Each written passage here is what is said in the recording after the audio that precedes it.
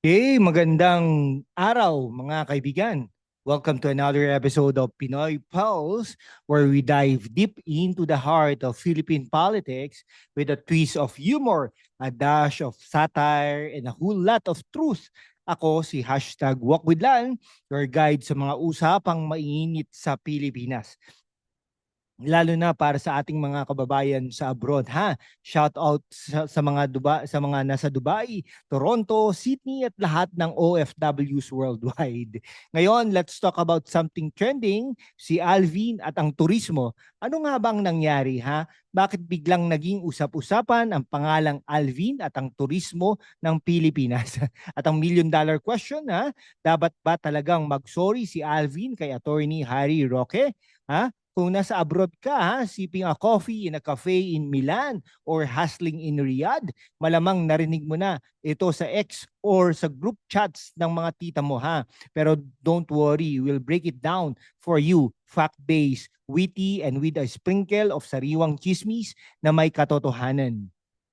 Before we dive in, hit that subscribe button, like this video, and turn on the notification bell para hindi mo na ma-miss ang susunod nating episodes. Kung natutuwa ka sa content natin, send us some super thanks. Kahit maliit, malaking tulong para may pagpatuloy natin ang paghahatid ng totoong balita sa inyo, ha? Lalo na sa mga OFWs. Share this group chats, sa mga group chats nyo sa Viber or WhatsApp. And let's get the conversation going. At mag-comment ka rin sa baba. Team Alvin ka ba o Team Harry Roque? Let's go! So let's set the stage, ha. Sino ba si Alvin at bakit siya trending? Based on recent buzz sa X, si Alvin ay naging sentro ng kontrobersiya dahil sa isang insidente na may kinalaman sa turismo at isang di umano'y hindi magandang sagutan with Attorney Harry Roque. Pero teka, bago tayo mag-judge, let's look at the facts.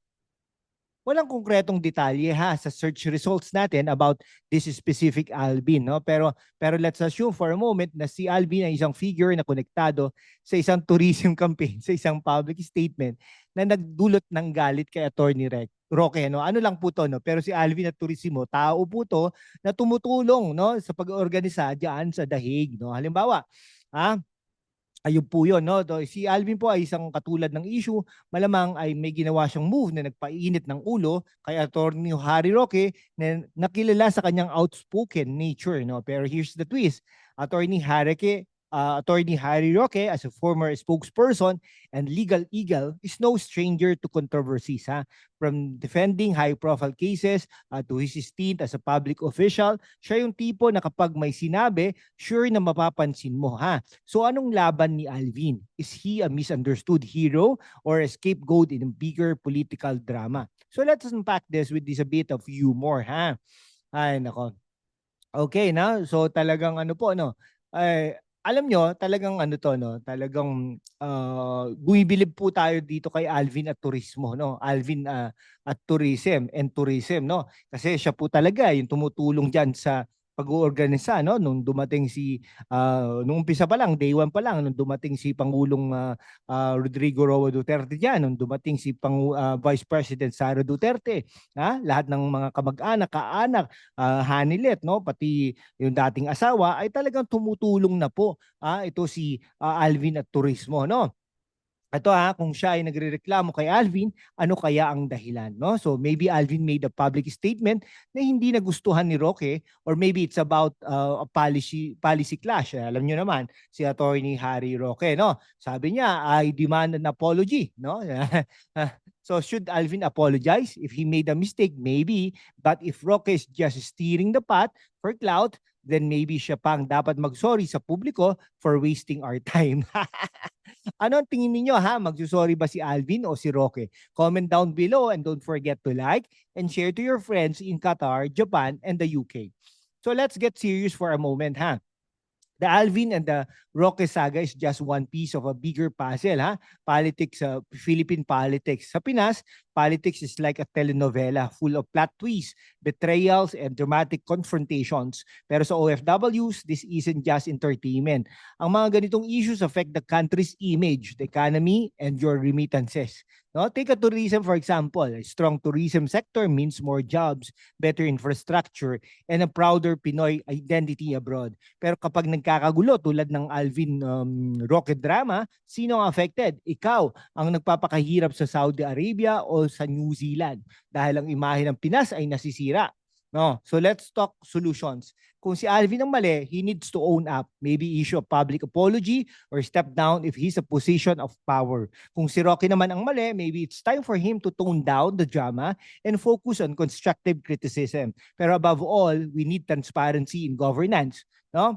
Talagang share your thoughts in the comment section. Kung OFW ka sa Italy, Germany o Hong Kong, anong gusto mong mangyari sa turismo ng Pinas, no? Hit that super thanks button, please, no, to support us and share this video to spread the word.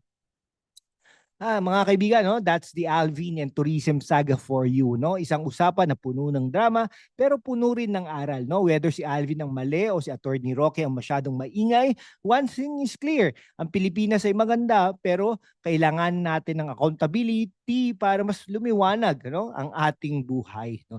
Para sa mga OFWs natin sa Los Angeles, Singapore at Riyadh, this is for you. Your hard work deserves the country that shines on the global stage. Kaya let's keep the conversation going. Subscribe, like, comment, and share this video sa mga kaibigan mo sa Canada, Australia, at Japan. Send us a super thanks to keep this channel alive, and let's make Pinoy Pulse your go-to for political insights with a Pinoy heart. Hanggang sa susunod mga kaibigan, stay proud, stay Pinoy, and let's keep pushing for a better Philippines. Salamat at magkita-kita tayo ulit. Bye-bye po.